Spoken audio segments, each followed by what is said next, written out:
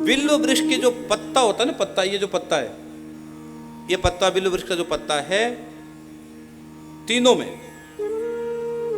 दाहिने पत्ते में भगवान नारायण,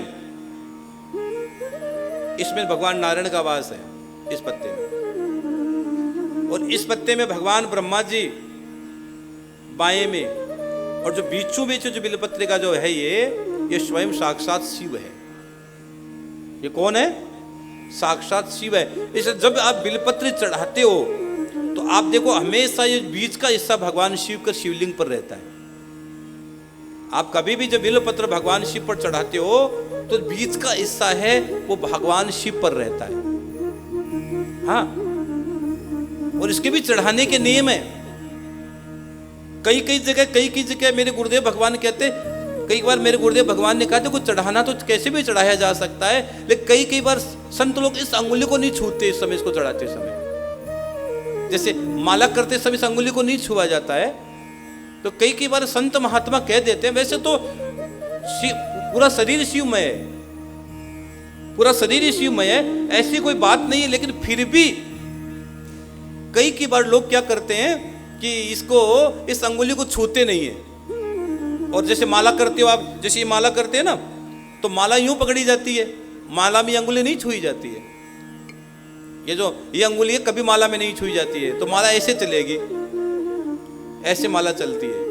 और कई लोग गलती करते, कल गुरु पूर्णिमा थी, मैंने कईयों को दीक्षा दी, बहुत सारे भक्तों को, तो मैंने कहा माला फेरो, तो माला भी तो फेर ही दे रहे थे। मैंने कहा ऐसा नहीं भाई, ऐसा फेरो, तो ऐसे माला। अब जब माला यहाँ पहुंच गई, देखो यहाँ, तो फिर माला को वापस घुमा दो। ये सुमेरु को कभी नहीं लांगना चाहिए, सुमेरु है, ये लक्ष्मण रेखा है, इसको लांगा नहीं जाता, इसको इसलिए वापस घुमा दिया जाता है। अगर आप लांग गए तो पहली माला की जय सियाराम हो गई। महाराज जी घनी माला करा डेली, फल को नहीं मिल रहा है। अरे कहाँ फल मिलेगा? क्यों आचार्य जी, सच कहा मैंने। तो ये जो सुमेरु है इसको कभी लांगना नहीं चाहिए। ये सुमेरु हमेशा वापस आए तो घुमा देना, यूं घुमा देना, और इस अंगुली को कभी माला से छूना मत।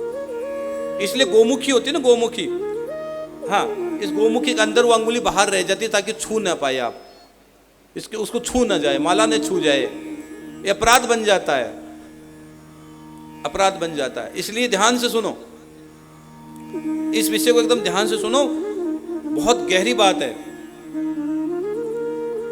तो बीच का जो हिस्सा होता है वो हमेशा शिवलिंग पर रहता है, बिल्व पत्र का। क्यों रहता है? वो बीच में महादेव है, बीच में महादेव है। आगे और ध्यान से सुनो, बेल का फल, इस बात को लिख लो, कागज पेन लेके आ, चाहे लिख लो, कागज पेन लेके आया करो। मेरी कथा में तो यूं मत आया करो, कागज पेन लेके भी आ जाया करो, डायरी रखा करो अपने पास। मैं खाटू से आया हूं, है ना, मैं उल्टी सुल्टी बातें नहीं बताऊंगा, सीधी बातें बताऊंगा।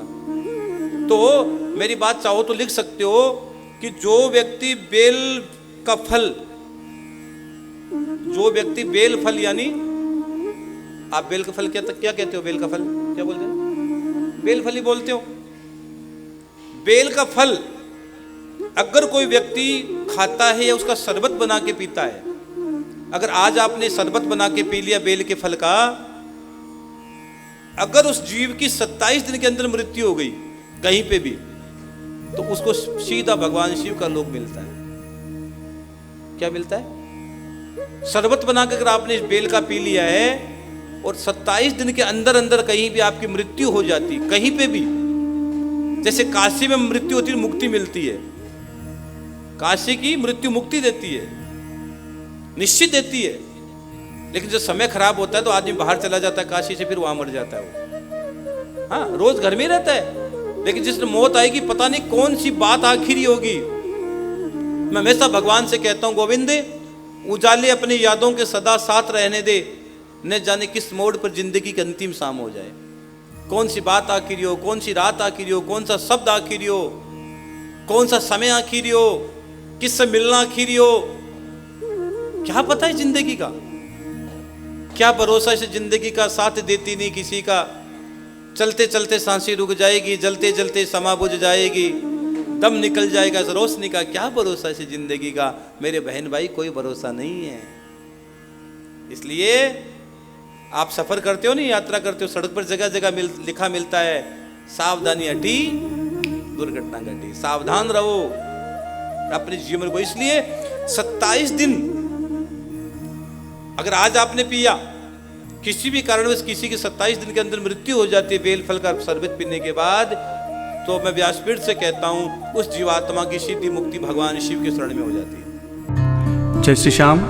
आप सभी श्याम प्रेमियों से नम्र निवेदन है कि पूज्य महाराज श्री जी का YouTube चैनल मनुश्री जी महाराज रत्नगढ़ वाले को सर्च करें, सब्सक्राइब करें, शेयर करें, बेल आइकन दबाएं ताकि महाराज श्री जी की वाणी जन जन तक पहुँचे और सभी को उसका लाभ प्राप्त हो। जय श्री श्याम।